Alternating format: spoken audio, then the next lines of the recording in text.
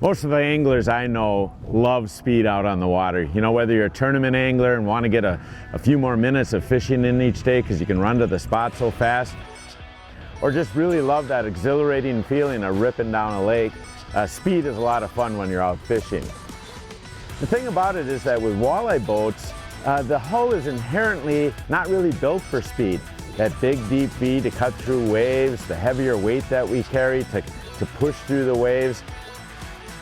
Now you can do little things like checking your prop, looking at your weight distribution, maybe even putting a jack plate on to get an extra mile an hour or two.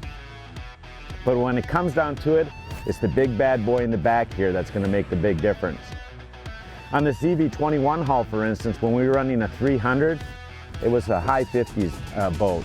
It went up to a 350. As expected, at a couple miles an hour, we're a 60-mile-an-hour boat.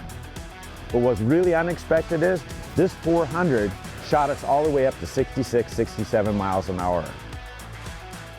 So if you really want speed, there's little things you can do to your boat to help it out, but in the end, it's the big bad boy in the back that's going to push you down the lake the fastest. Thanks for watching. Hit the subscribe button and click on the bell to stay up to date with the latest tips and techniques to help you get the next bite.